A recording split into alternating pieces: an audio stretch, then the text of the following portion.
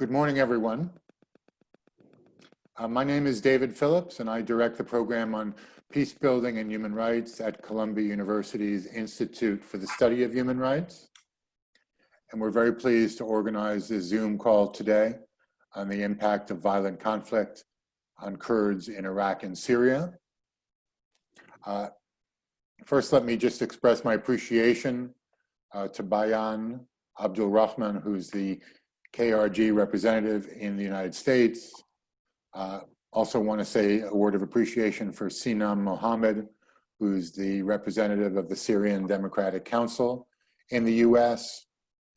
We're co-sponsoring today's program with Justice for Kurds, a very meaningful initiative to raise awareness and advocacy on behalf of Kurdish issues. We're joined by Tom Kaplan, its founding chair, from whom we'll hear a little bit later on, and also Emily Hamilton, who manages JFK's activities and who's a good friend and colleague. So thank you very much to Justice for Kurds and to the liaison offices for your cooperation and friendship in all aspects. This panel comes at a very critical time for Kurds in the region. Starting in the middle of June, we saw a new round of aggressive actions by Turkey targeting Kurds in Iraqi Kurdistan, ostensibly under the guise of fighting terrorism. It launched attacks deep into Iraqi territory. It seized Christian and Yazidi villages along the border. Turkey's actions should take no one by surprise. It's been aggressive towards Kurds in Syria, first in Afrin, and then later in Tal Abyad and east to the Euphrates. Here again, ostensibly under the guise of fighting the PKK, it's committed violations of sovereignty and international humanitarian law.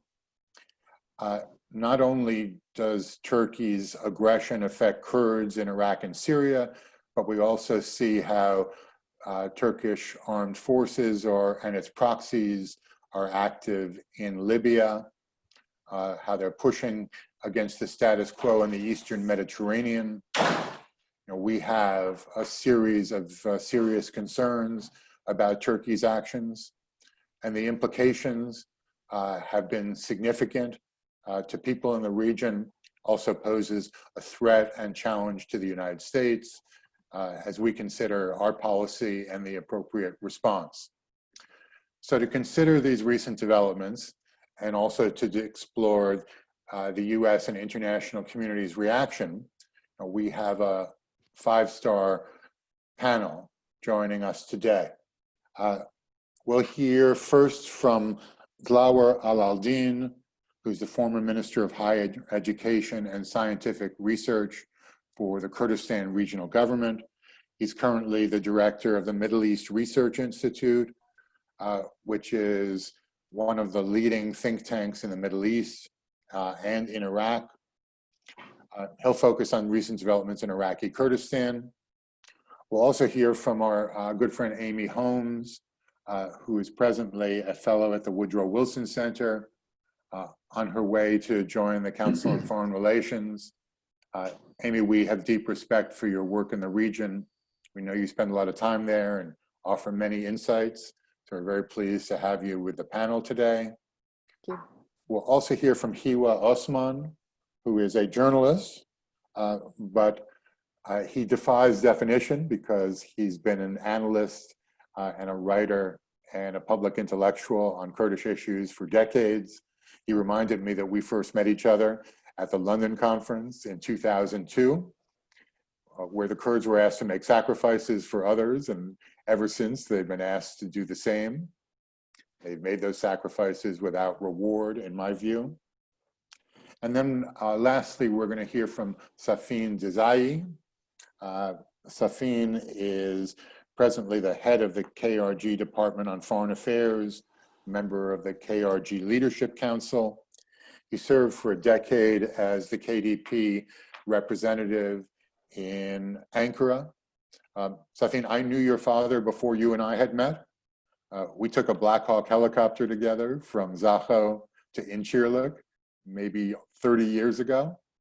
So I've had high regard for your family and for you now over many decades. So without any further delays, let's get started with our panel. DLAWER, you're the first speaker. We're going to ask each of you to speak for about 7 or 8 minutes. Then we'll go to questions. DLAWER, the floor is now yours. Thank you very much for having me and for organizing this. It's a privilege to be here. You asked me to talk about Turkey and Turkish invasion in Kurdistan. And you also asked for a bit about the situation in Kurdistan. Well, SAFEEN is in the best position to talk about what is happening in Kurdistan, but briefly, Kurdistan is now going through a very difficult period. While it's surviving crisis, and it's actually nothing new, and it's steadily going forward, but it is suffering from a lot of crises intertwined and in parallel. Economically, clearly, there's been a double blow of Corona as well as oil price drop. So the KRG has been unable to pay salaries, and it's struggling to make ends meet at the moment. And it's in negotiation with Baghdad. Relations with Baghdad has improved with Kazemi, with a good atmosphere and positive thinking, but that doesn't necessarily mean breakthroughs will be imminent. I think for the rest of the year, the Kurdish side will continue to sell its oil, and Baghdad will continue to cut the Kurdistan's budget down to a minimum. So we don't expect breakthroughs there. On security, there has been some improvement and joint agreements on how to run the disputed territories. And security-wise, Baghdad is not a worry. It's just Turkey that is a big worry. Internally, Kurdistan or Kurdish forces are as divided as ever, and they are worrying everybody at home and abroad. And this division has been undermining our position even abroad in places like even this room. So hopefully dialogue is ongoing and efforts are there to make the key parties to talk. But again, no magic solutions or breakthroughs are imminent. But everybody knows the risks of not really agreeing ways forward and coexisting. So being surrounded by difficult neighbors and living these difficult times, it's not really easy for Kurdistan to continue, especially after it has lost a lot of ground and a lot of influence, both in Baghdad, in Ankara, and elsewhere, because and Kurdistan as a result has become very vulnerable. But I'm glad to say that people are not worried about the future of the KRG or the KRI as an entity. It's just that we are living in difficult times, but we have been through worse. May I just go straight to really talking about the big picture? And I hope that I can end with some policy recommendations, both for our leaders here as well as Washington and the policymakers in Washington, which I hope is the essence of such meetings. I think the fact that Turkey has feels that they can afford to go out and invade 3 countries at the same time across the Middle East and start sort of causing concern to everybody. This reflects the fact that we are in a stage in our history where or in a kind of dynamic that is downhill and that has been generating crisis after crisis, which is a product of a collective failure of leadership. Where we are now with Iran's behavior, with Turkish behavior, with the few countries going downhill, being more fragile and some of them failing, these are all indications of how everybody involved, all stakeholders have failed to make the most of the opportunities that came about. And I don't want to go classical and blame America for everything, although America does have to take some of the blame. But I start by blaming ourselves. We as Kurds, we didn't make the most of the opportunities, and we, our leaders, have failed to unite our voices, unite and continue building, nation building, state building, and get rid of corruption and do more to make Kurdistan stronger, as well as taking the advantage of the opportunities for gaining more ground and more sovereignty with time. But of course, I start with this so that you know that we are not going to point fingers at everybody else, but not our leaders. And in Baghdad, again, Baghdad had the goodwill of everybody and the greatest opportunity of all time to convert from dictatorship to democracy. Yet every stakeholder in Baghdad failed to, or squandered the opportunity and failed to make anything out of this opportunity. And now many people, including myself, don't want to call Iraq a failed state, but I'm sure we will all agree it's an increasingly fragile state that is going downhill. And it's an example for Kurdistan to follow.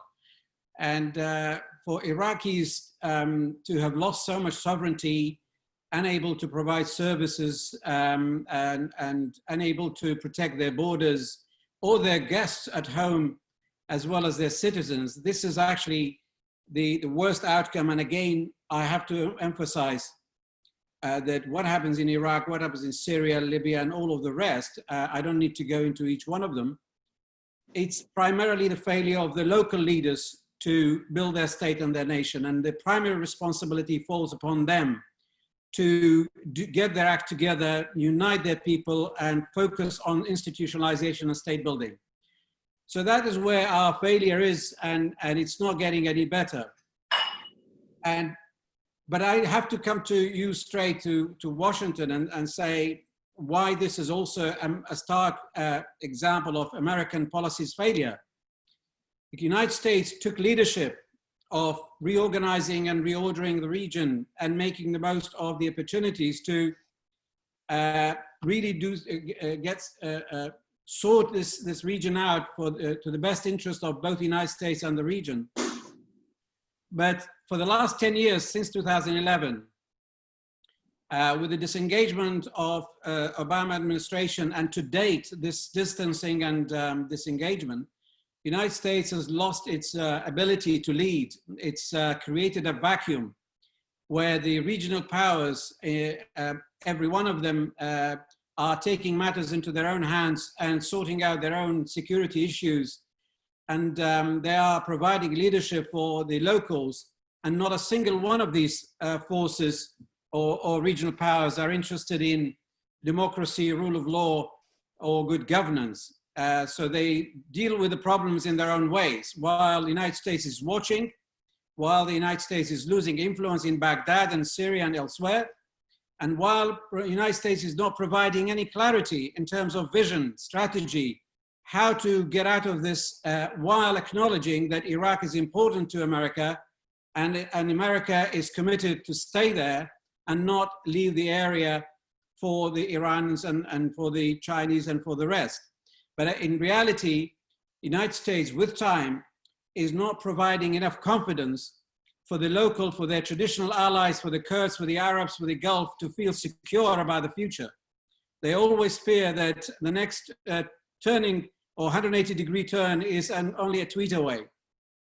And those tweets have been very silent since the Turkish invasion of Iraq, whereas people feel that a couple of tweets may even halt the invasion and give good warning to the stakeholders. So essentially, with losing ground and losing influence, America will have a hard time to reverse its fortunes and go back to the days when they were dictating terms and providing leadership. So that vacuum is still there and is still fueling this downward spiral that we local guys cannot stop, cannot do anything about.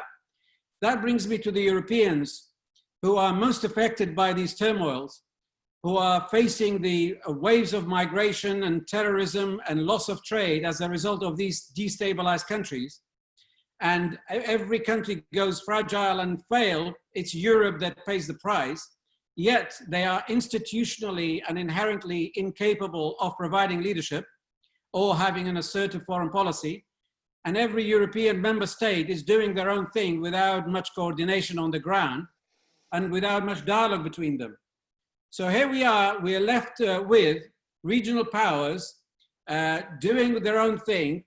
And while the Europeans and the Americans are watching and still playing with words and staying silent about all these traditionally unacceptable violations of borders.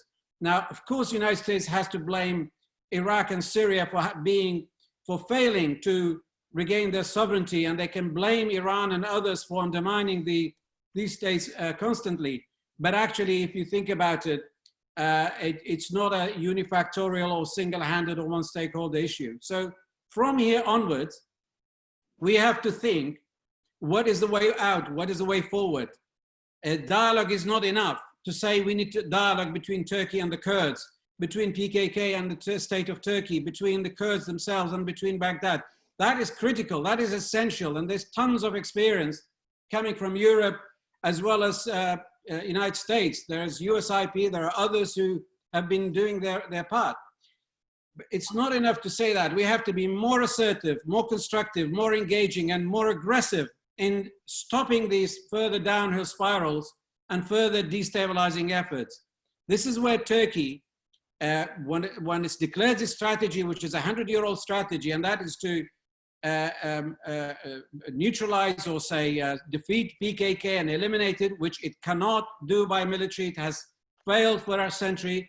And its other declared strategy is to undermine or contain any Kurdish sovereignty or any attempt for Kurds to be independent. Now, these are excuses, these are brought back to the fore, these are populistic messages to fuel enthusiasm in Turkey. Today, even the Turkish opposition is coming out, instead of criticizing their government, they now demand or call upon the government to go all the way to Kirkuk and Mosul and re-annex them, just like Iraq did for Kuwait, to Turkey. So we are talking about a very serious situation. Grim maybe and gloomy maybe, but we are not here to talk about pies in the sky. We're here to talk about what is reality, what's the way forward. The way forward is the United States wake up, realize that the Middle East is far more important for its national strategic interest, for its energy and financial resources, but importantly for its long-term future as a superpower. They have to come back and provide leadership in liaison with Europe and to be more present than their presence to be felt better. Over to you. DLAWER, we share your lament about the lack of vision and leadership from the United States. We also recognize that dialogue is not enough. In fact, in addition to its neo-Ottoman agenda, one of the reasons for Turkey's recent aggression is precisely to undermine inter-Kurdish talks. So dialogue is a start, but it needs to be backed by strong policies from the US and other countries. Thank you for the wake-up call. Amy Holmes, to you. Thank you, David, for inviting me to speak today, and thank you to everyone who's joined this event. I'm honored to be part of this distinguished panel. So I've been asked to speak about Turkish actions in northeast Syria or Rojava, but I first want to just very briefly mention what I see as 3 mistakes of US policy towards the region.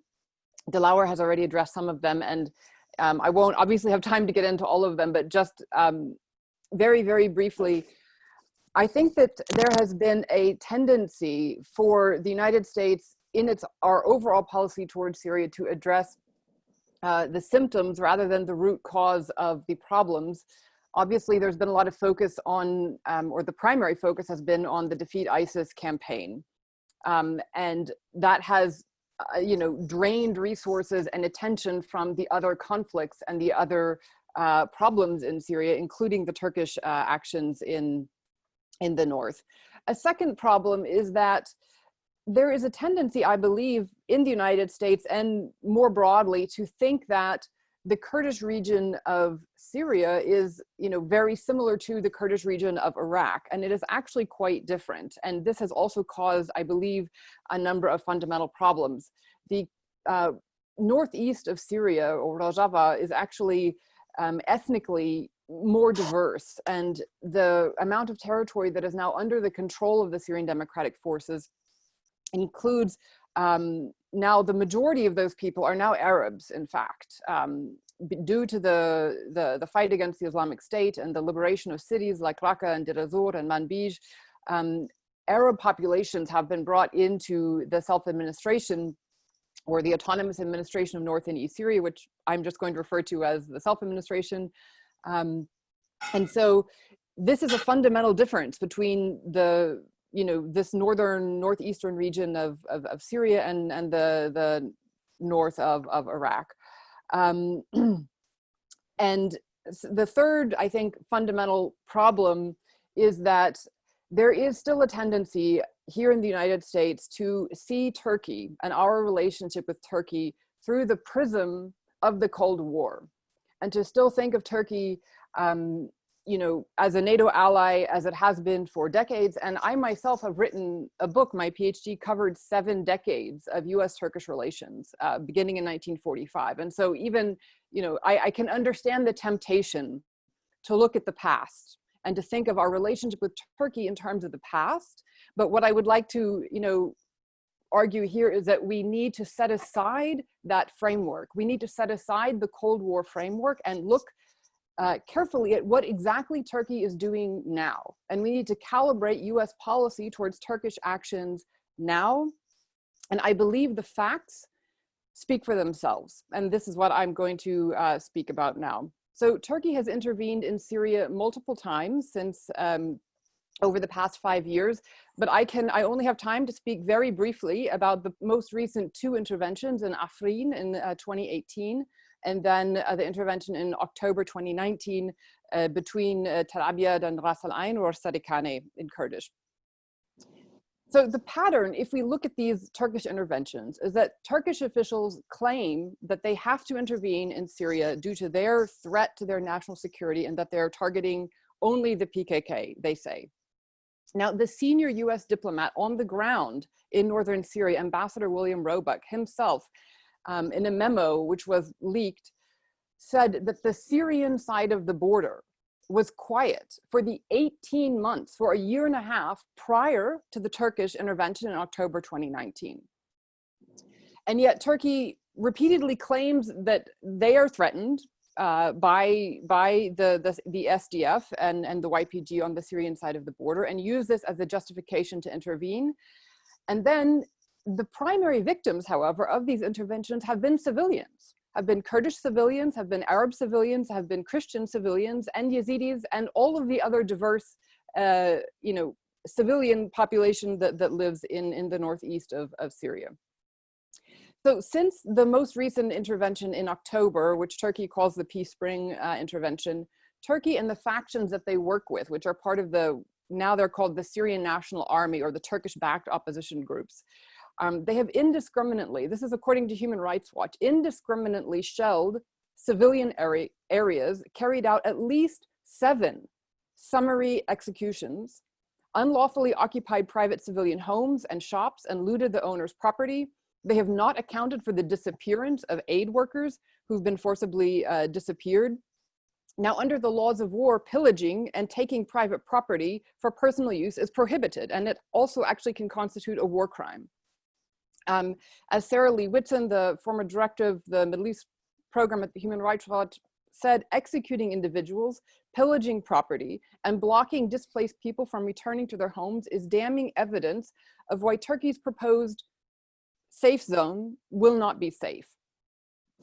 Now, according to local human rights organizations that are working in Syria, just in the region of Afrin, since March 2018, since Turkey established the occupation in Afrin, over 1,500 people have been kidnapped. 1,500, mainly Kurds, but also Yazidis, have been kidnapped in Afrin. Now, I want to speak specifically about the Yazidi minority, and because they are especially endangered here. As we all know, there was a genocide against the Yazidis in 2014 in Sinjar, when the Islamic State attacked Sinjar, and then many of the Yazidis that were kidnapped in Sinjar were brought into Syria and were held in sites, various, detention facilities in Syria. However, it's important to point out that although, for example, some of the Yazidi villages in Syria were only like 62 or 63 miles away from Sinjar in Iraq, because the Yazidi villages in Syria are just essentially across the border from Iraq. And although the Islamic State controlled over 40% of Syria when they had their caliphate, when the Islamic State caliphate was at its height, the Islamic State was never actually able to carry out a genocidal assault on the scale of what happened in Sinjar in Syria. And that is largely because the Yazidi villages and settlements in Syria were protected by the YPG and the SDF. And so now Turkey is targeting the very people who actually protected and ensured the survival of the Yazidi population in Syria. Now, in Afrin, Turkey and their armed opposition groups have killed, disappeared, kidnapped, detained, and they've even subjected Yazidis who they've kidnapped to forced religious conversion. Their places of worship have been destroyed, defaced, and looted. Their cemeteries have been demolished and vandalized. Some of the Yazidi shrines and cultural sites in Afrin that have been destroyed, the religious holy shrines in Afrin include the Sheikh Hamid shrine, the Kabadjono shrine, Sheikh Ali shrine, Sheikh Rukab shrine. There's over half the Yazidi shrines, their holy places of worship have been destroyed since Turkey occupied Afrin. And so when Turkey claims that they're only targeting the PKK, they should explain, how does destroying Yazidi shrines accomplish that? How does kidnapping civilians accomplish the defeat of the PKK? How does ethnically cleansing Yazidis and Christians accomplish the defeat of the PKK? Now, we have to also look at the US efforts to end these hostilities. In October, after Turkey intervened in October 2019, Vice President Pence led a delegation to Ankara, and then in a statement announcing the October 19 ceasefire agreement, declared Turkey is implementing a ceasefire. The two governments committed to safeguard religious and ethnic minorities. However, Turkey violated the terms of the ceasefire agreement less than 24 hours after the agreement was negotiated and announced. And they've continued to push within this region between Tel Abyad and Sarikani or Ras Al Ain, farther east and west. And now the front lines where Turkey and their Islamist militias are now occupying, the Christian region of the Khabur region those villages are only 5 or 6 miles away from the front lines. And as we all know, Erdogan continues to threaten to expand this region that they control. And so who will be the first victims of this? It should be abundantly clear to everyone, what would happen should Turkey continue to expand their so-called zone of occupation. And so I therefore, want to address the fact that we have a situation in Syria, and I'm going to just wrap up now, in which Yazidis who survived the genocide in 2014 are now at risk of ethnic cleansing in areas occupied by Turkey. And so those Yazidis who survived a genocide may not survive the occupation and ethnic cleansing of the regions where they have lived in Afrin since the 12th century. So Yazidis who've inhabited Syria for hundreds and hundreds of years are at risk of being removed and erased from the map permanently in our lifetime, unless the international community takes swift and decisive action to ensure that they and all of the indigenous inhabitants of that region can return to their homes. And in order for that to happen, the US needs to apply financial sanctions to extricate Turkey from the areas it occupies. Financial sanctions were successful in releasing Pastor Andrew Brunson when he was imprisoned in Turkey. I also would like to call on, US officials and European officials and anyone who else would like to participate in this to undertake an investigation into where exactly are those some 3,000 Yazidis who are still missing. Because if we, because of US leadership, we brought together some 82 countries around the world in the Global Defeat ISIS coalition. Those same countries, I mean, 1/3 of all the countries in the world, surely some of them could do more to ensure that the Yazidis who are missing, possibly in areas occupied by Turkey, possibly in areas occupied by the regime, possibly in Idlib, to ensure that those missing Yazidis are found and that they can return alive to their families. Thank you. Amy, thank you for extremely informative presentation. We especially appreciated your call for sanctions. We've recognized over the years since 2014 that Turkey and its jihadist proxies have been committing crimes. And it's not just individuals like Hafrin Khalaf, they're crimes that target whole communities. Instead of giving Turkey a pass, the US should be intensifying pressure, speaking out, and taking specific measures to compel Turkey's withdrawal and to support UN investigations. So thanks very much for your intervention. Now we turn to HIWA OSMAN. Thank you, David. Thank you, Amy, for the comprehensive overview of the situation in Syria. I'm just back from there. I spent about 2 weeks. A few days ago, I came back, and the situation is pretty much as you described, with the addition that people are even more worried with the new sanctions on the Syrian regime. It is affecting their financial situation much more than they thought at the beginning.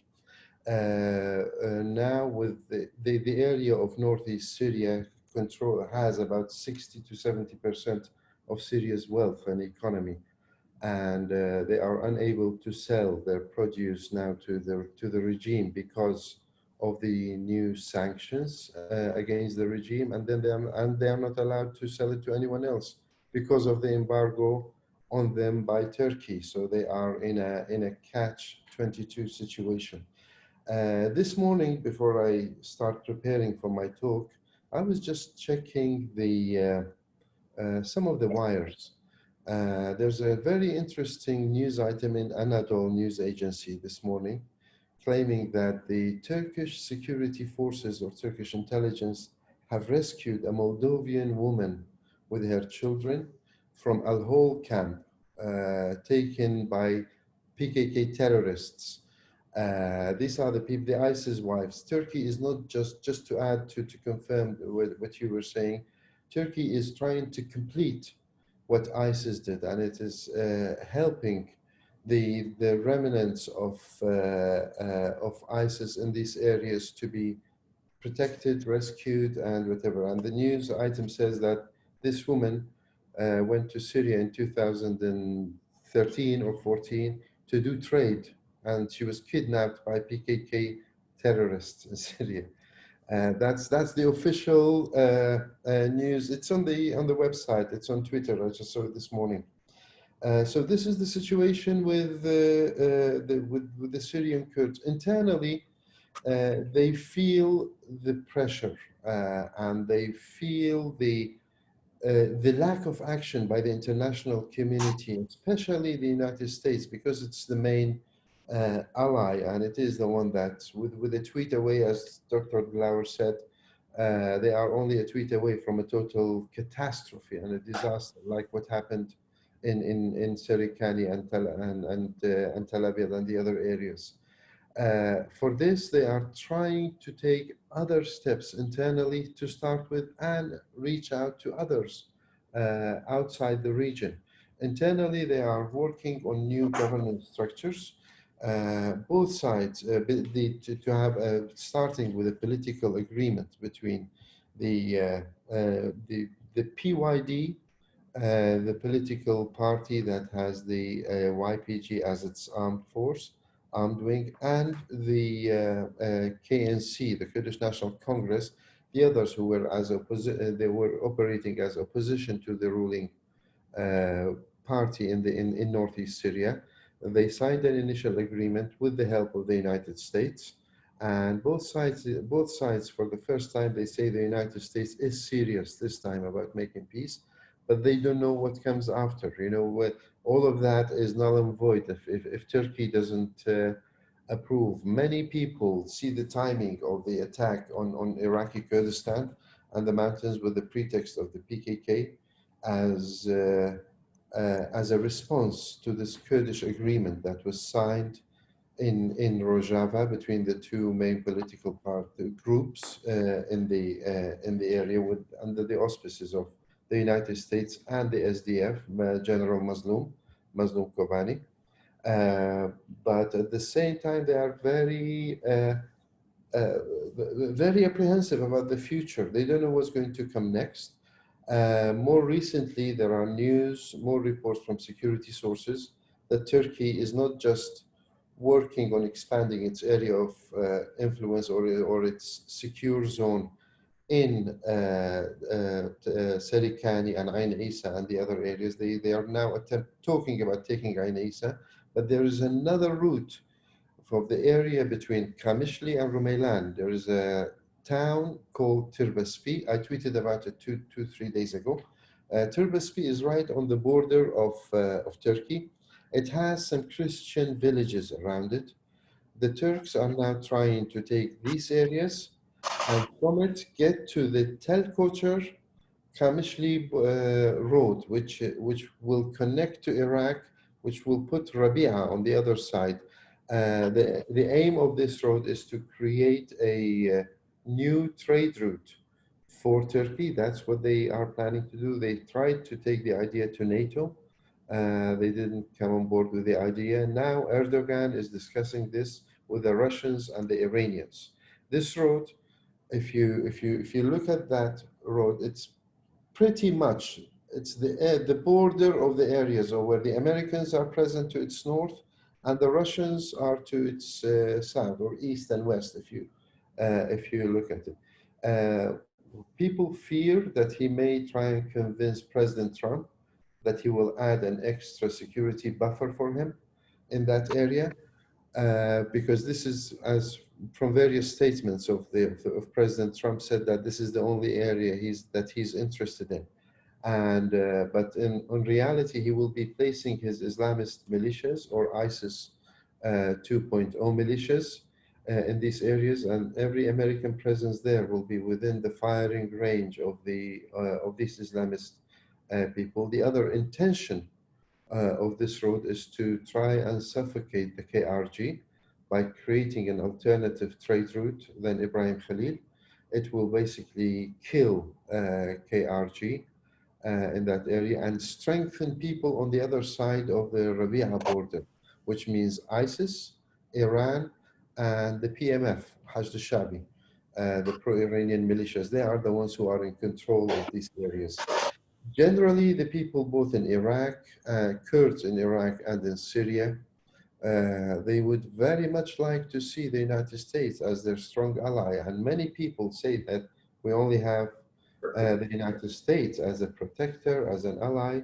But whenever it comes to the behavior of the US administration, when it comes to Turkey, people are very skeptical and very critical. And that's why, as a Kurd, I would always, as an analyst and as a Kurd, I would always ask my friends in policy-making centers, in decision-making centers, to look elsewhere, because for America to leave you, it's only a tweet away. You can, you don't know what happens with America, but if you have allies in other areas of the region, they could stick by you to the end. This is pretty much what I wanted to say. With the new agreement between the two Kurdish factions in northeast Syria, both sides seem to be very serious about moving forward. America will have a very important role to play. I hope that the engagement with that peace process there can be on two levels. A, protecting the area from another Turkish incursion, which will be a total disaster for Europe and for the United States' image in the region. And on the other hand, engaging in the talks between the two parties, the two sides, should be at a senior level and not handing it out to more junior officers who at the State Department. That's all I have to say, and I leave the rest for questions and answers. Thank you. HIWA. Well, we welcome U.S. mediation that led to the agreement between Kurdish groups in Syria. We deplore the mixed messages and the apparent collusion between President Trump and President Erdogan. It's given a green light for Turkey to invade and turned a blind eye to its crimes and atrocities. We now are going to turn to SAFEEN DIZAYEE. Coming last gives you an opportunity to correct any statements, also to share your views on behalf of the Kurdistan regional government. So SAFEEN, my old friend, the floor is yours. I don't think SAFEEN has joined the call, David. SAFEEN, are you with us or no? Oh, well, let's hope that SAFEEN is able to join. He's in the room, but he's not unmuted. Okay. I see SAFEEN, but he needs to unmute his microphone. SAFEEN, can you hear me? You did describe him as your old friend. Maybe that reflects the age. Is that why he muted? I can unmute him. I just need you to point where he is because I can't really find him. On my screen, he's directly below Emily Hamilton. Okay. Okay. Sorry, SAFEEN. There we go. I'm done. I'm done. Thank you very much. I was trying to unmute myself, but it says the host has to unmute you. So don't blame me for that. No blame. Thank you very much for this opportunity, and good morning to all of you. I'm sure most of you are far away, and good afternoon to the rest of you in this region. Interesting times indeed. I think the list is too long, so I'll try to cover some of the points that have been raised. If I may start with Erbil-Baghdad relation. Obviously, we in Kurdistan region, and David reminded me of a 1991 helicopter flight with my father to Incirlik. So 1991 indeed was perhaps in a turning point in the history of the people of Kurdistan after the exodus and after the first Gulf War, and when no-fly zone and safe haven and 36 parallel was established. Perhaps apart from the struggle of the people of Kurdistan throughout the 20th century, but 1991 probably laid the foundation stone of the achievements of what we have today. However, things changed in 2003, and the Kurds were the kingmakers in Baghdad. And after the regime change during the CPA and until more recently, perhaps about 7-8 years ago. Probably I don't agree with all what my former cabinet colleague DLAWER said, but certainly there are certain elements of truth regarding the Kurds themselves being blamed for not being as strong and as united as they were in Baghdad, as they were in post-regime change. Of course, there are reasons for that, but I don't go into much of that in detail. But the fact that we entered a new system, a federal structure, democratic Iraq, and that the fact that there would be some kind of consensus on key strategical issues between all components and key groups. Unfortunately, this principle has been neglected over the last 10 years.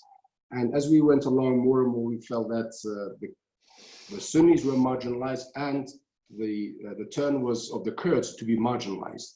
And in 2012-13, when we saw Mr. Maliki moving his tanks to Khanaqin and Sinjar area, although he failed, but of course that the alarm bells rang at that time.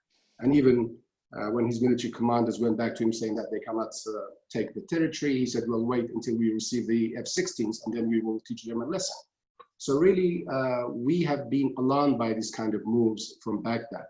And the last nail in the coffin came was in February 2014, when for no reason, Mr. Maliki cut the budget from Kurdistan region under the pretext that the Kurds are selling their oil independently, whereas it was 23rd of May of 2014 where KRG exported the oil through Turkey for the first time. So there was absolutely no reason for the cut of the budget.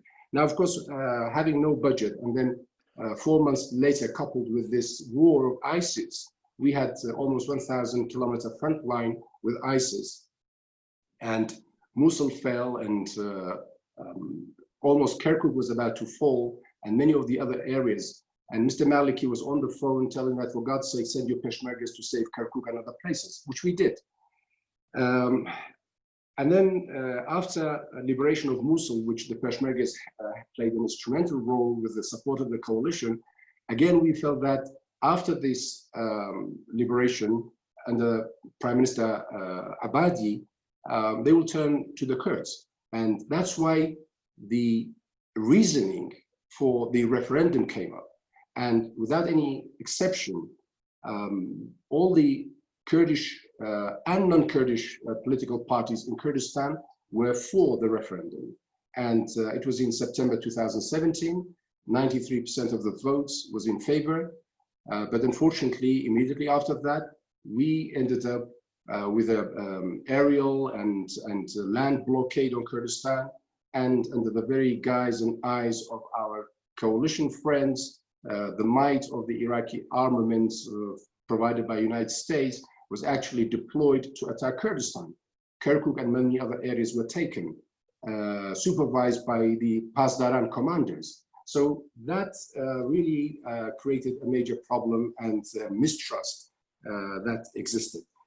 Of course, events changed thereafter, and a new Prime Minister, Mr. Adel Mahdi, who was known to be a very good friend of the Kurds, but unfortunately, he didn't last that long. We formed a new cabinet last year, July of last year, and immediately the next day, our Prime Minister with the delegation went to Baghdad in order to mend fences with Mr. Adel Abdul Mahdi. They managed to have very serious talks about oil revenue, about Peshmerga, about disputed territories, and so on. But it didn't go beyond that. By end of September, we reached almost an amicable agreement for the budget and revenue. Then things happened in Baghdad. There were violent demonstrations in major cities in Iraq. Priorities changed for Mr. Adel Abdul Mahdi. Then, of course, he resigned. He became a caretaker government, and he couldn't do much about it. Other candidates came to the scene, and lastly, Mr. Kazemi became the Prime Minister, and we, the political parties in Kurdistan and the KRG, fully supported him, and we continue to work with him. Again, there has been numerous meetings between Erbil and Baghdad on security, on economy, on many other issues. Perhaps the atmosphere in terms of talks and dialogue is very vibrant, it's very constructive, but again, it hasn't gone beyond that. Obviously, with the sharp drop in the oil prices and with Corona and many other pending issues, KRG today is facing major economical problems. Not to mention that we still cater for 1.1 million IDPs and refugees. In fact, in the height of ISIS war in 2014, that number was about 2 million, 250,000 of them being from Rojava, about 1.8 million from the rest of Iraq. That's a cost of $1.4 billion annually to the KRG in hidden costs. Today, that cost is about 950 million, again, annually at a time when we have financial crisis. The other point that we have been talking to Baghdad and the coalition partners is the re-emergence of ISIS. ISIS is no longer a sleeper cell. It's a very much active cell. And perhaps today they are far more stronger than they were first started in 2014. Today, between the borders of Iran and Syria, the whole length of that corridor, which mostly is within the disputed territories, it's a no man's land, in some areas up to 30 kilometers.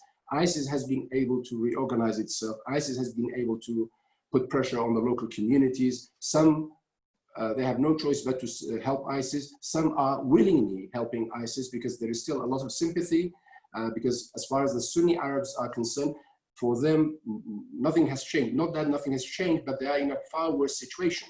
Their homes have been destroyed, they have been displaced, and a generation of people have been away from school or any form of education.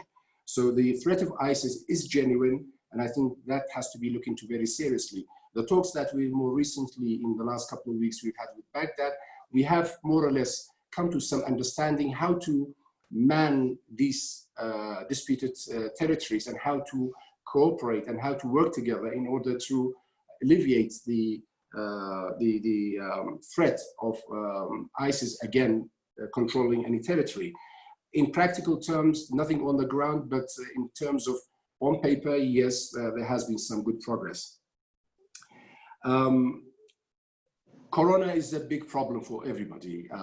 At the very beginning, KRG took very aggressive measures with lockdowns and movements between cities and even within the cities.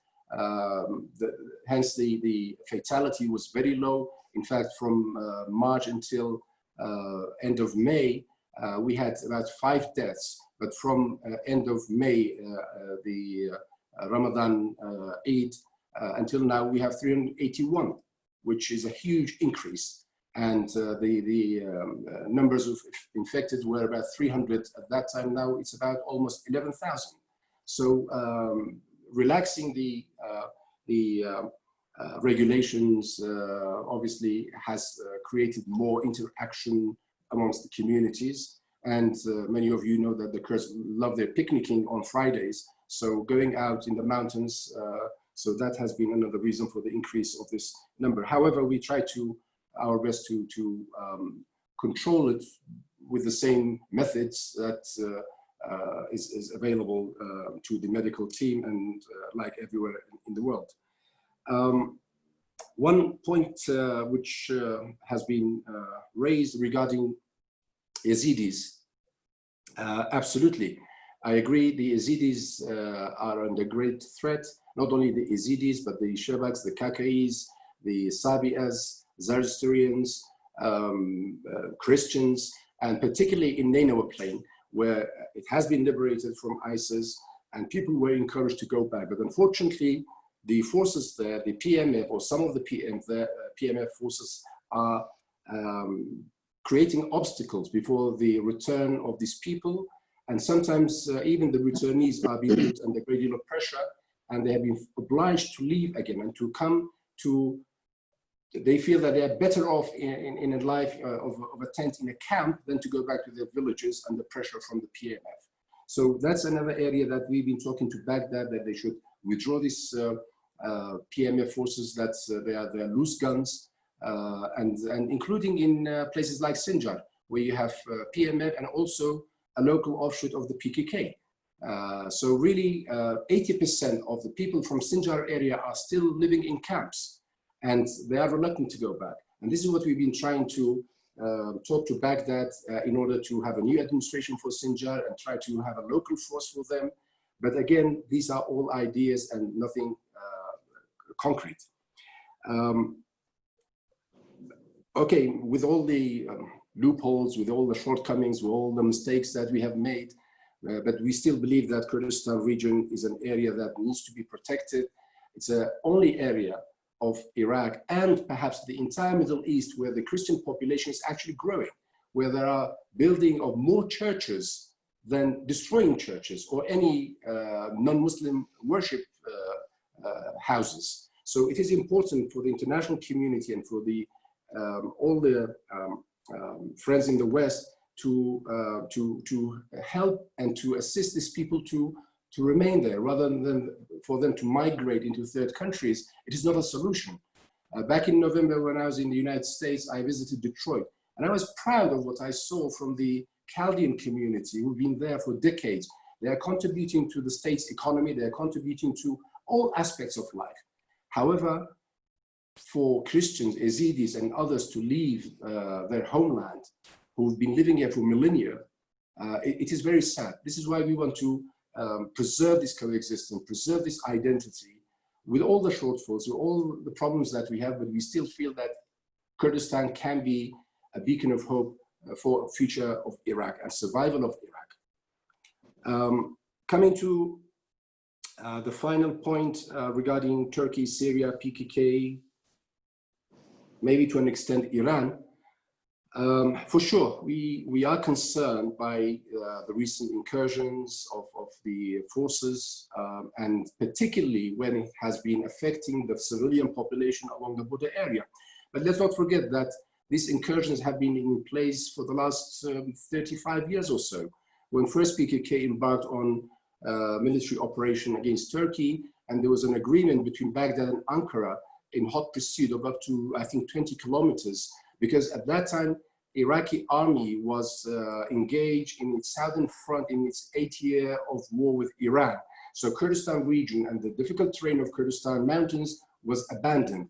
Our own Peshmergas, KDP and PUK and others were actually active in that area. So PKK also managed to gain certain footholds. So it was in the interest of Turkey to pursue PKK, but it also was in the interest of Iraq because it also indirectly might have dislodged Peshmerga forces in that area.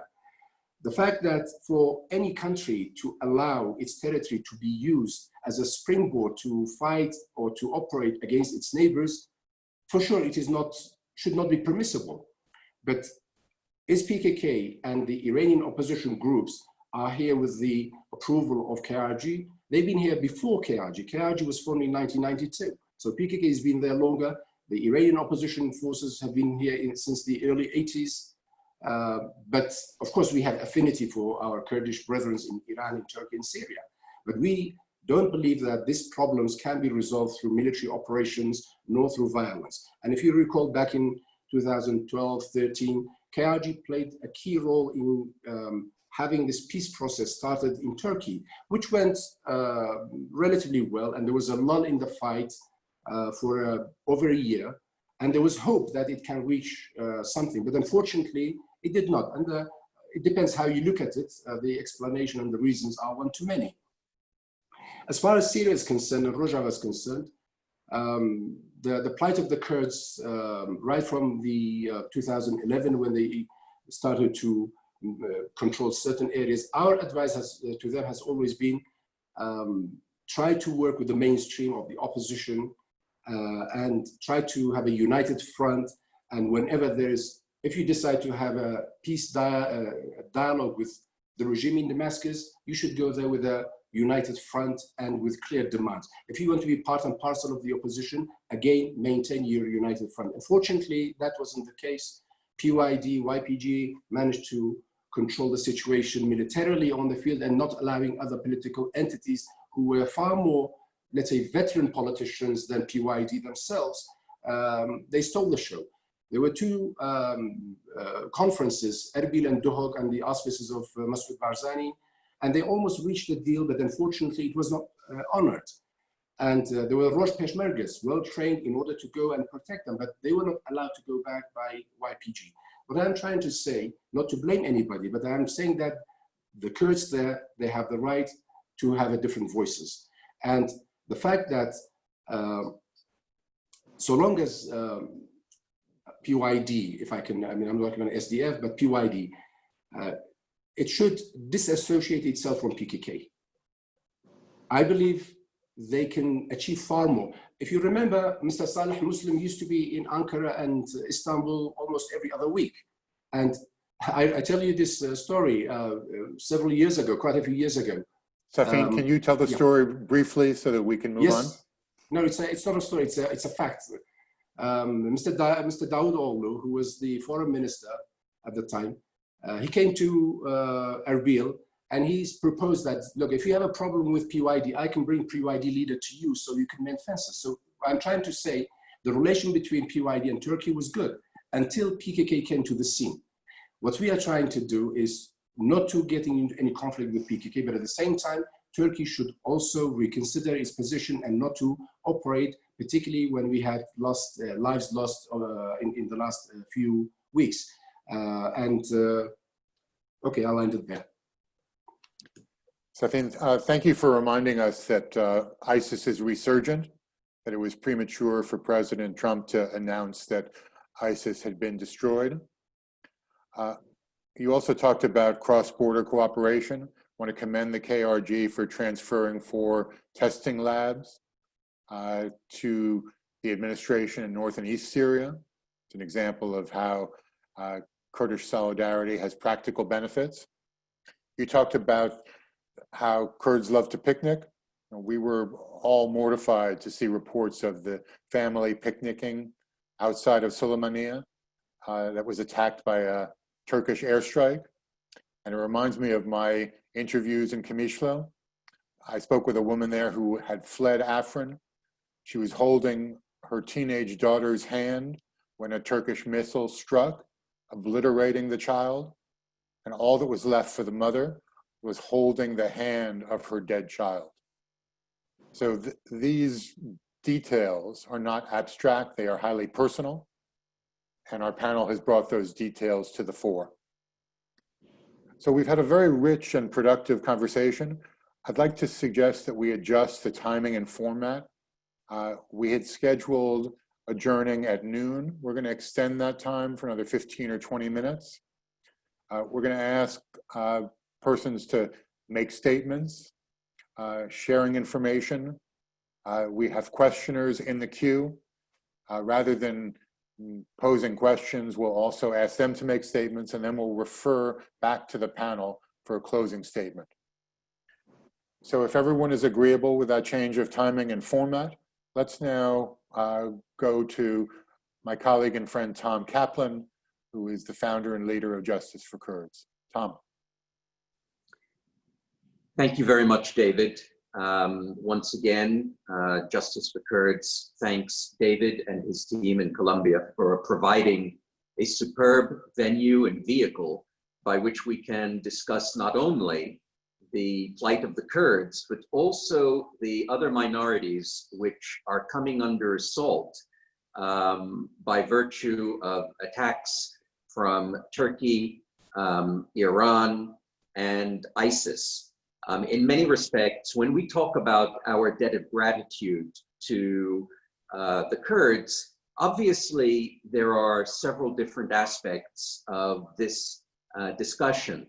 Putting aside the debt of gratitude that the United States, Europe, and the West owes to the Kurds for having held back the dark forces of ISIS in Iraq and of course in Rojava, we also have to remember that the Kurds represent a very rare beacon of hope that within the region of Mesopotamia and the Levant, the concept of tolerance and pluralism can be allowed to thrive.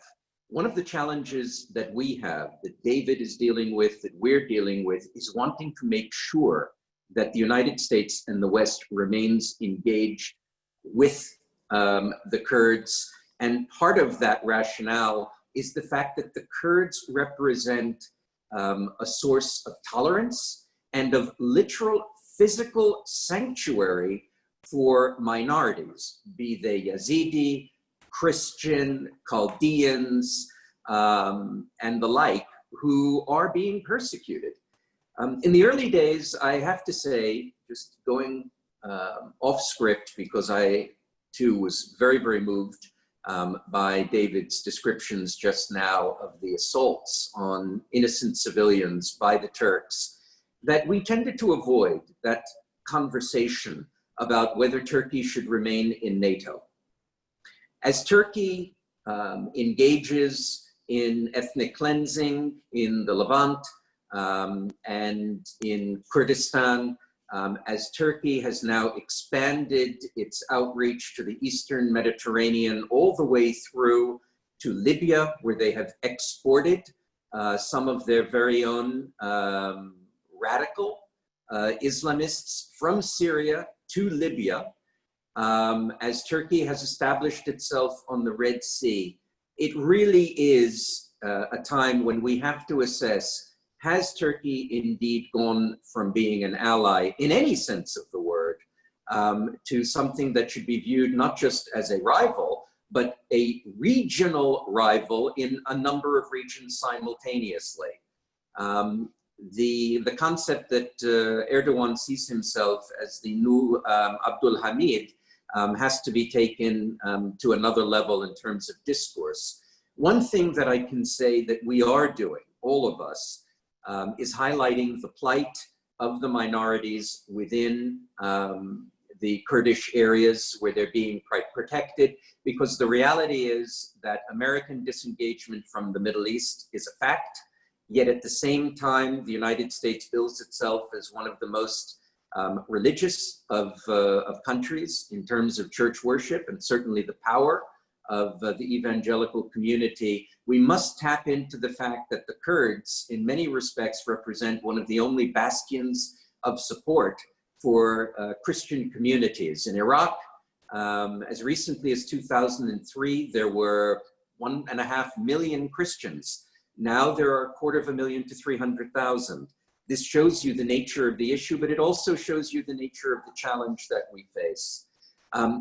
In order so that we move quickly to questions, let me just take the opportunity on behalf of Emily Hamilton and my partner in Justice for Kurds, Bernard-Henri Lavie, who has, by the way, sends SAFEEN his best personal wishes. He wanted me to thank, on behalf of himself, as well as myself, DLAWER, Amy, HIWA, and of course, David Phillips, for putting together such an extraordinary panel, which I think has generated quite a lot of heat, but in a very good way, and even much more light. Thank you very much. Thanks very much, Tom. Just want to note that the U.S. Commission on International Religious Freedom issued a very clear and strong condemnation of Turkey's recent attacks. We welcome that, but we think it's overdue, and we hope that other personalities in the evangelical community of the United States will raise their voice in protest to what's happening, not only to Christians in Syria and in Iraqi Kurdistan, but to all peoples there. So now we're going to go to a series of brief statements. We have a queue of persons who have signed up for that. Sinan Mohammed, who is the SDC representative in Washington. Is there something that you'd like to say?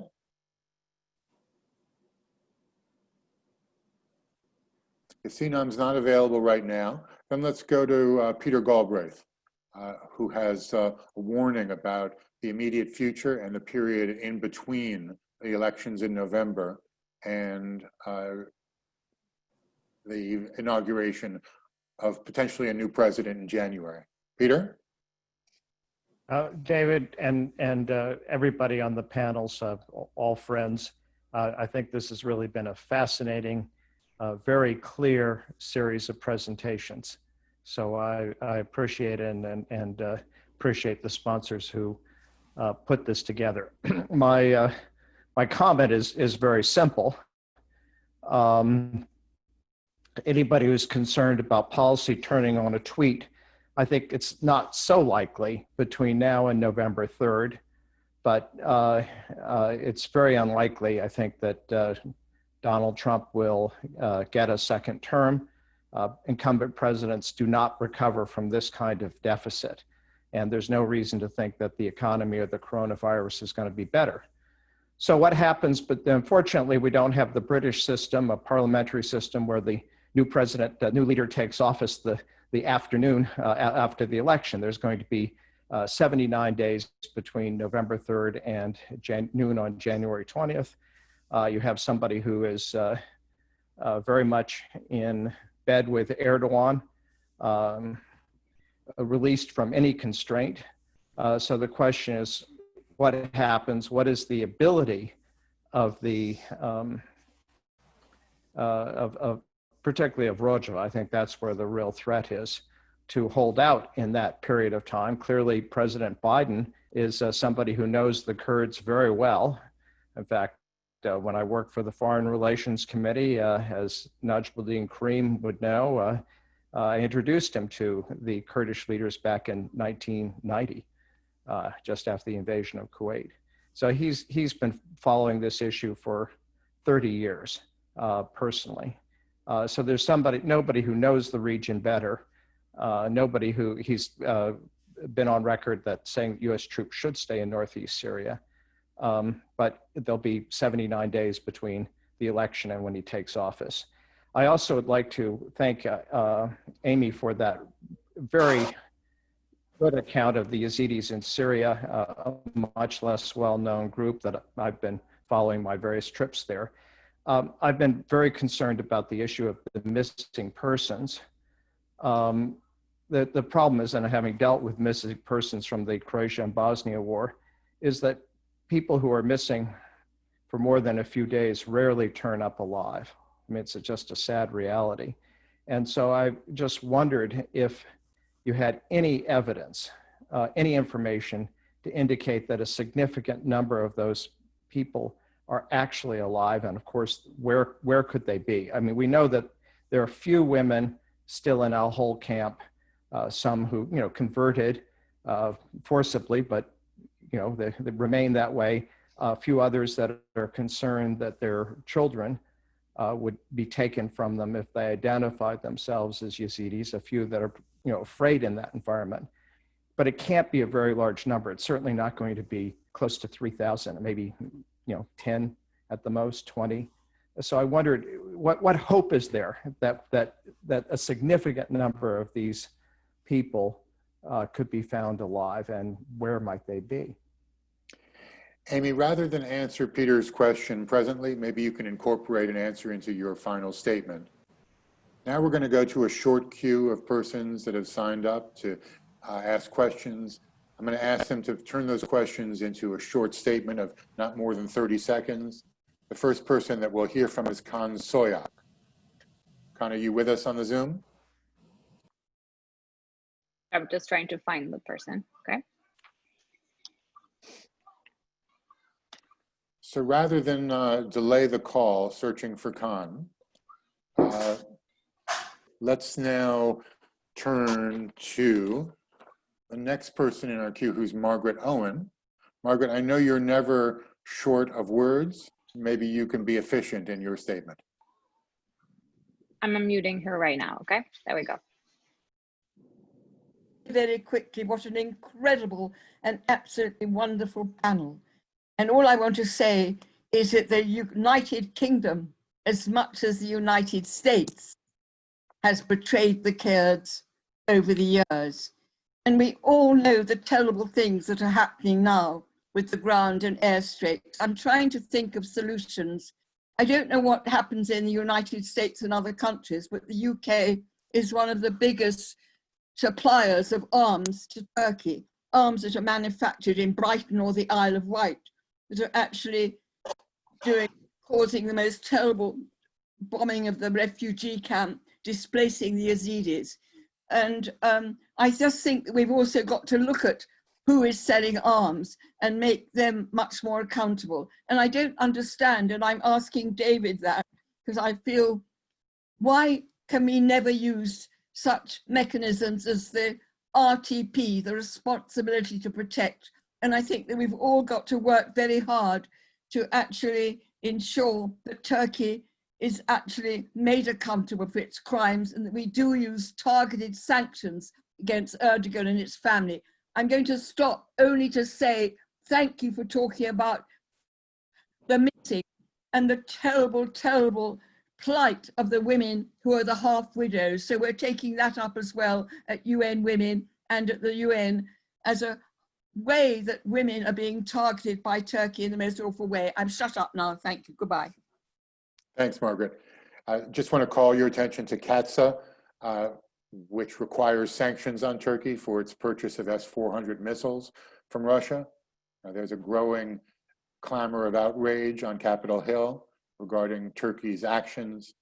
We've seen Congress recognize the Armenian genocide, so hopefully we're building momentum towards sanctions and a more comprehensive approach to preventing weapons sales and Turkish atrocities.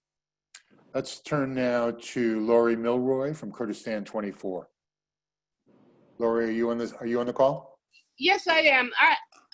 It's my impression, if someone cares to comment, maybe SAFEEN DIZAYEE has some comment, that the United States, with the changes in personnel, Pompeo, Dave Schenker, and the new ambassador in Iraq has much more appreciation of the role of the KRG within Iraq and within the region than previously. And I'd welcome anyone else's view on that. So I think in our closing statements, SAFEEN, you can address that. Appreciation needs to express not just rhetorically, but through actions that are meaningful. We would hope that the US would do more to express its outrage about Turkey's assaults and to take steps to prevent them. I know we've got a lot of people queued up for questions, but we could be here all afternoon if everyone was called upon. So let's go back to the panel and ask for closing statements before we adjourn. DLAWER? Well, I very much was looking forward to hearing people's views, because I can spot many experts who are very experienced and close to policymaking there. But I go back to where I ended.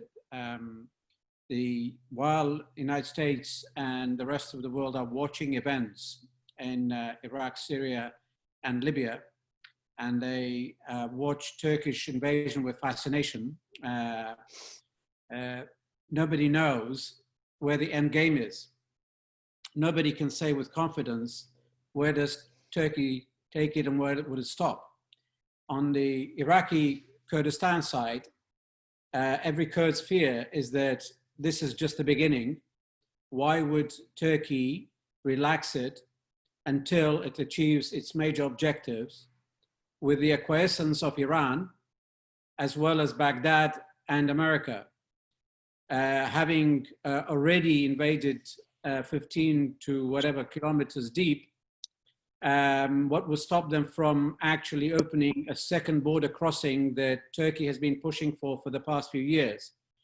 And that way bypassing KRG and effectively undermining whatever gains it has made on economic as well as political side. And what would stop Turkey to renew, engage in another round of going deeper in Turkey under the same pretext, while the United States again is busy with COVID and elections? And in Libya, it's pretty much the same. We wait to see what the French, Egyptian, and other moves would lead to, but it's unlikely to go far. So essentially, we see a new regional power re-emergence, while the other so-called regional powers are not really in any way in a position to compete, stop, or change those trajectories. So while I'm extremely worried about further escalation and not knowing where the Turkish sort of campaign leads, because I don't know the end game or ultimate strategy, but it cannot be good news for the Kurds or Kurdistan region. It cannot be good news for further stabilizing the area. And once upon a time, or sometime in the future, let's say, the United States would want to come back in a big way to try and put the pieces together, only to find that the world has moved on, the Middle East has moved on, picking up the pieces is difficult. And I end by saying that many people abroad still think of us in the same old sentimental ways, as though Iraq, Kurdistan, or these countries are the same way they used to be. Now we have state and non-state actors. We have everyone globally linked. We have so many people who can drive the agenda and push evolution. And without engaging them, understanding them, and actually getting closer for the United States to actually simply look at the big picture and decide where it wants to be, it will lose influence. China will come in, Iran will make sure China and Russia will come in, and the United States will lose its strategic position as the leader or global power that is of relevance to the Middle East. And it will lose even more of its foothold or influence in Baghdad and elsewhere as it has done. So I just leave you with a worry that we are talking about Turkish invasion, but we really don't know where it is going. Over to you. See that we've been joined by Sinan Mohammed. Sinan, we're going to hear a closing statement from each of the panelists, and then we're going to turn to you for a word. Now, let's ask Amy Holmes for her thoughts. So to answer the question by Peter Goldbraith regarding what are the chances that there are actually still Yazidis alive of those estimated 3,000 who are still missing, just this month, I believe it was on July 6th, an article was published in Al Monitor about how a Yazidi woman by the name of Aziza was released after her family paid $40,000 in ransom to the factions that were holding her. Other members of her family, there are 6 other members of her family which are also still being held, and the armed factions are demanding $90,000 to release all 6 of those family members of this is just one Yazidi family. So yes, there are still Yazidis who are being released alive, and that is why the issue is urgent. That is why it is necessary for the United States and our allies to take action now. Now, the government, unfortunately, often moves very slowly, but it is necessary for there to be the backing of the US government behind this in cooperation with some humanitarian aid organizations that can move faster, because there are people who are still alive, who are in captivity. As I said, we don't know where they are being held. This is why there needs to be an investigation. This is why there needs to be a concerted effort to find them. Some of them may be in Idlib, some of them may be in the Turkish controlled territory, some of them may be in regime territory, we don't know. And this is why there has to be an investigation into finding them. And so I just shared on the chat a link to the hearing by the US Commission on International Religious Freedom, which David referenced earlier. There was a hearing on June 10th on Northeast Syria. I testified along with 3 other people, and in my written testimony, I provided a list actually of names of Yazidis who've been kidnapped and killed only in Afrin. Now, as I said, other human rights organizations have compiled lists of over 1,000 Kurds who've been kidnapped only in Afrin. So there's much work that needs to be done in terms of finding missing people, those who've, both Kurds and Yazidis who've been kidnapped and who are being held for ransom. This is, extorting this sum of money is the way, one of the ways they're funding these militias. And so there is urgency to this. And so I would not wait until, the election in November or possibly a new administration in January. There needs to be action taken now. Thank you. Amy, if you provide a copy of your testimony and those lists to us, I'll share them with the International Commission of Missing Persons, whose chair is Tom Miller, close collaborator and friend. And we strongly support an investigation into those persons who have gone missing. Now we're going to turn to HIWA. Again, please keep your final comments brief. Thank you, everybody. 2, probably 3 issues I just wanted to talk about to just wrap up what we were talking about earlier. Basically, the Kurds on both sides of the Syria and Iraq border are in need of assurance, real assurance of protection from the United States, and more in Rojava than in Iraqi Kurdistan, because with all these threats that are made by Turkey, nobody yet has heard anything assuring that the United States is not going to allow Erdogan to come in as he pleases and take new areas in that. Another key pressing issue is the economic conditions in Rojava or in Northeast Syria. The people, just like the rest of the country, are caught by the sanctions. So a different model, similar to what we had in Iraqi Kurdistan in the 90s, where we had the oil for food program, Kurdistan had its share, and there were some other arrangements of a different currency used, or this a different print of the Iraqi currency being used, could be extremely helpful for the people of Rojava. The third issue I want to talk about is the PKK and all this excuse of PKK here and PKK there. the issue of PKK cannot be solved neither in Iraqi Kurdistan nor in Rojava. There is a group in Rojava that is ideologically close to the thinking of the PKK, but that doesn't mean they are an extension of the PKK. The PKK issue can be solved inside Turkey with a true, real peace process, and then the reasons for them to exist or as an excuse in Iraq or in Syria will cease to exist. This is all I have to say. Thank you very much for everybody. HIWA, I'm on record at Brookings calling for the U.S. to remove the PKK from its list of foreign terrorist organizations as part of a negotiation, bringing peace and democratizing the PKK as an actor within Turkey. So you're right, unless there's a way of addressing the PKK issue, instead of blaming it for incursions that are fabricated, we're never going to be able to move forward. SAFEEN, your closing statement. Yeah, thank you very much. I think it was Laura asked about appreciation of KRG by the administration. Of course, we have seen, they've been very vocal about it, and particularly during the height of the ISIS war, and Peshmergas are good fighters. They've saved the world from this monster of ISIS, which is fine. But really, we don't want to be patted on our back alone. We want to be acknowledged, and especially in Iraq, we feel that the United States can play a leading role by resolving the pending issues between Baghdad and Erbil.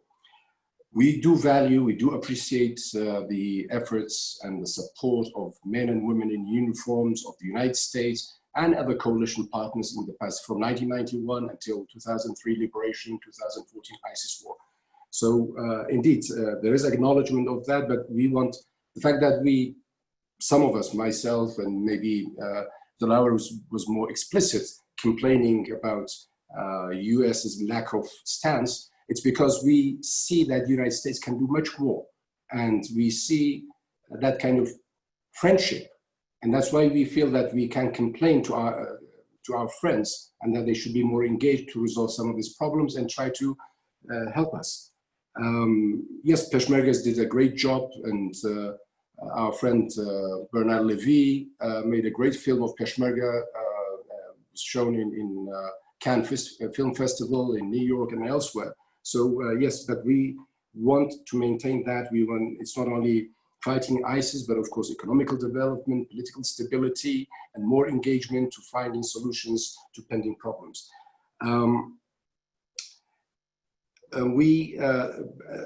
Obviously, the issue of the PKK that I had mentioned, indeed, I tend to agree with HIWA. PKK is an issue. It was born in Turkey. It's an issue that needs to be resolved within Turkey. But it's PKK that has set up offshoots like PEJAK in Iran, like Yebeshe in Sinjar, like PYD or association groups. So what we are trying to say, in order to gain legitimization through Kurds of Syria, it has done more harm to the Kurds of Syria than good. But that should not be a pretext for any military operation into civilian territories. There are over 400 villages along the border that have not been rebuilt, or we have not been able to help rebuilding of these communities. So this kind of operations, be it from Turkey, be it from Iran, and the shelling, it harms our people. It puts our people and civilian population at harm's way. This is why we are saying that please don't fight on this territory. And people of Kurdistan and Iraq have gone through difficulties through the last decades. They need a stable environment to develop.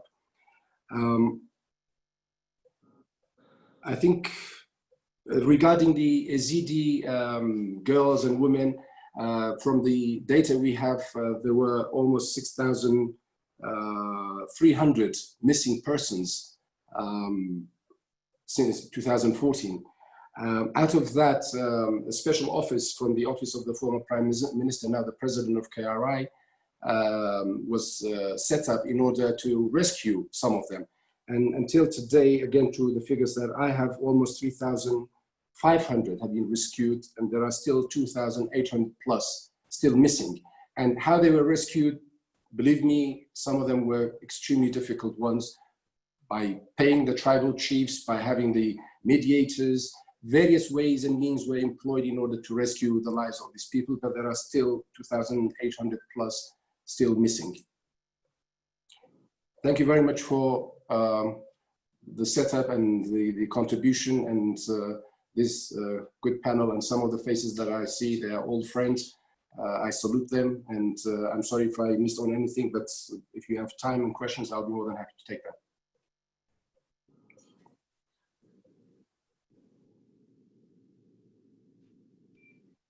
David, you're muted. Tom, let's invite you to make a closing statement.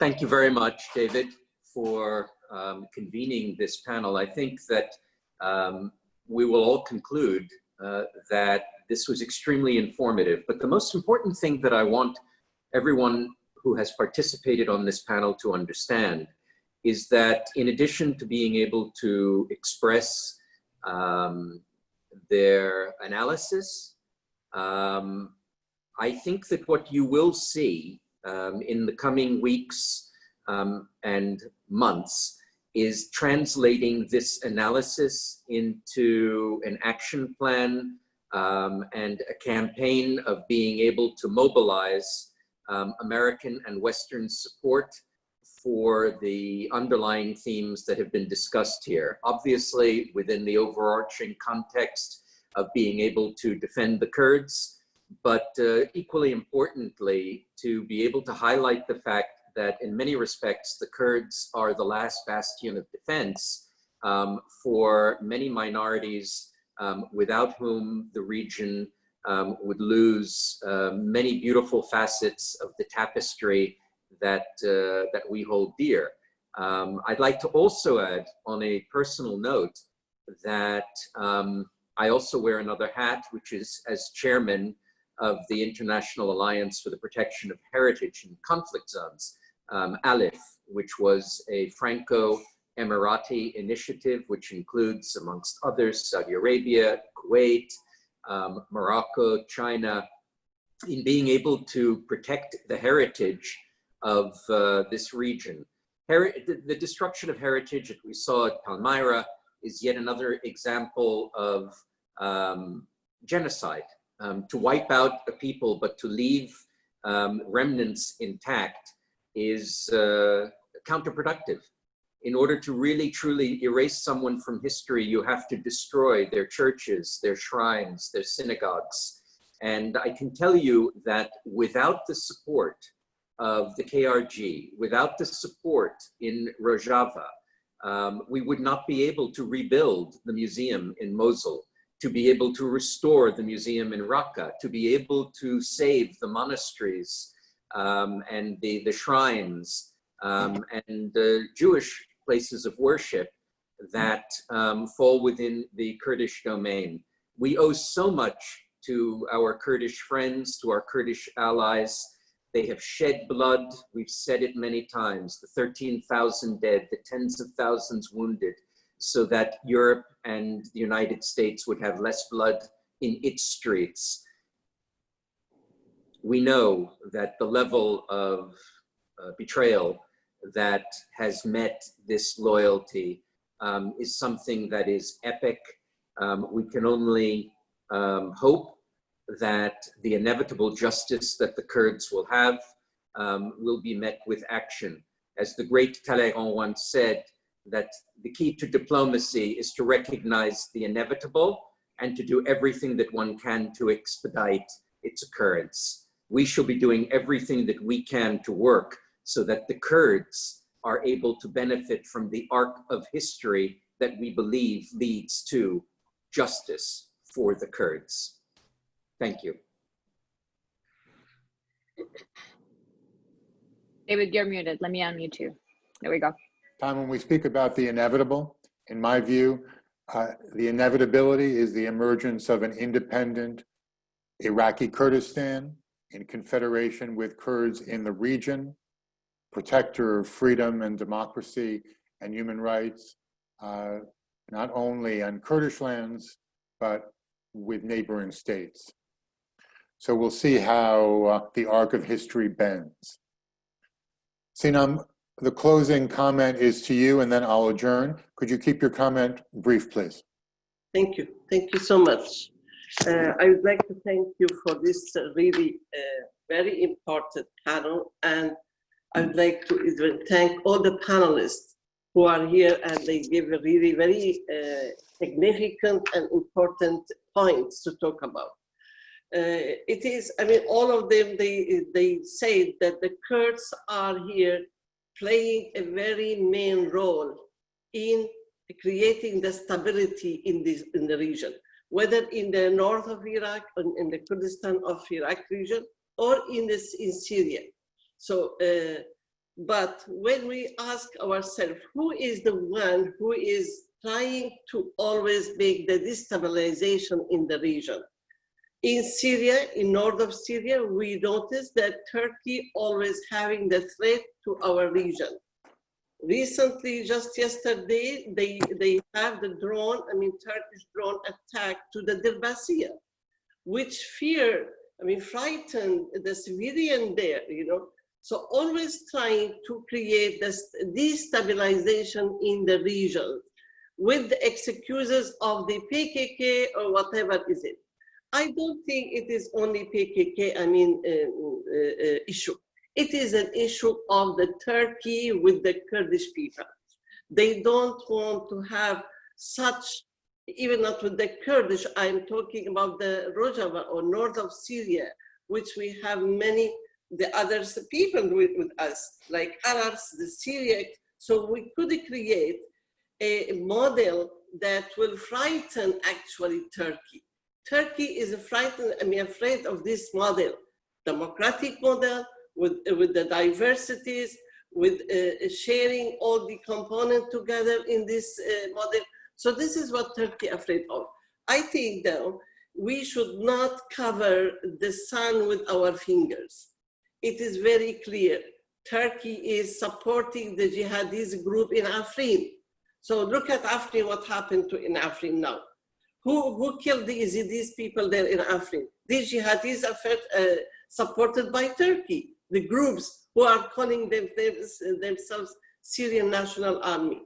And even in Sarikania, even in Tel Aviv. So all these places now, and even Mr. HIWA, he mentioned maybe a threat to other places in north of Syria. So this is a very critical situation. I think now it is time for the United States to act, not only in words, statements. It's time now to act. Not only even United States, I'm asking all the global coalition, who is actually countries, who was with us in defeating ISIS. So it is the responsibility of the international community. How can we create the stability in the region? How can we bring peace to the region? Through the political solution, not through war or what Turkey is doing is not solving the problem. It is actually creating more and more problems. Look at the displaced people. How many displaced people happened now after the occupation of Afrin, after the occupation of Sarikania and Tel Aviv? How many people have been displaced? So we create another problem now, which is the problem of displaced people. Maybe these people now, they will not be able to sit there to live in such situation. They will go to Europe, and this is another problem of refugees, which is Turkey is using it to frighten Europe with it. So it is now time for the international community, I think, to support such model in Syria, in north of Syria, northeast Syria, the model which bring peace, stability, and diversity, unity through this diversity with all these people. I would like to thank you really so much. I would like to thank Mr. also Tom Kaplan. I always respect his support to us, and everyone in the panel. I would like to thank you so much giving me this time. Thank you. Thank you very much, Sinem. Let me just remind the audience that on Monday at 11 o'clock Eastern Standard Time, Colombia and the STC will have a panel specifically focused on developments in North and East Syria. There's clearly so much to talk about, so many ideas, not only among the panelists, but among the participants. So I'd like to thank our panelists today. I'd like to thank each of you for joining. And we recognize that this is an ongoing conversation, and through our collective efforts, we can help to bring justice to Kurds and adjust US policy so it's more honorable towards our allies. Thank you all, and now we are adjourned.